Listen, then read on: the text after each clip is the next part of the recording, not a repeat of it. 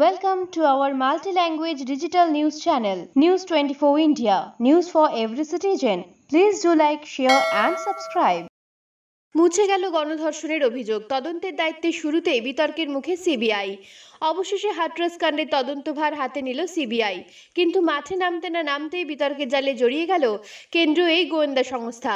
রবিবার সকালে গণধর্ষণ ও খুনের অভিযোগে এফআইআর দায়ের হলেও পরে এই এফআইআর থেকে গণধর্ষণের কথা সরিয়ে দেওয়া হয়। অভিযুক্ত করা হলো শুধু সন্দীপকে। সিবিআই এর এই পদক্ষেপের তীব্র সমালোচনা করে যোগী সরকারকে খোঁচা দিলেন কংগ্রেস নেতা রাহুল গান্ধী।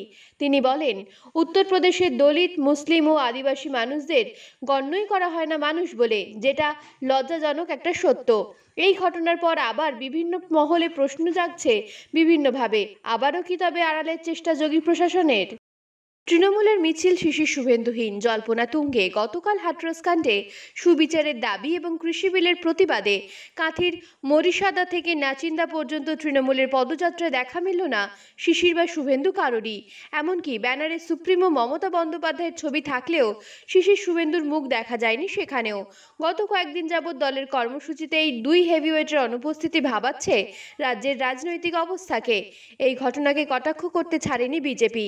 এদিকে তৃণমূলের তরফে ড্যামেজ কন্ট্রোলে বলা হয়, এই এলাকার মানুষ শিশির শুভেন্দু ছাড়া কিছু ভাবতেই পারে না। এই নিয়ে জল্পনাও এখন তুঙ্গে।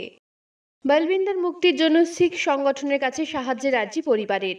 বিজেপির নবান্ন অভিযানে আগ্নেয়াস্ত্র সহ ধরা পড়েছে প্রাক্তন সেনাকর্মী বলবিন্দর সিং। তাকে গ্রেপ্তারের সময় পুলিশ তার পাগড়ি খুলে দিয়ে শিখ সম্প্রদায়ের বিরুদ্ধে অপমান করেছে বলে অভিযোগ উঠেছে।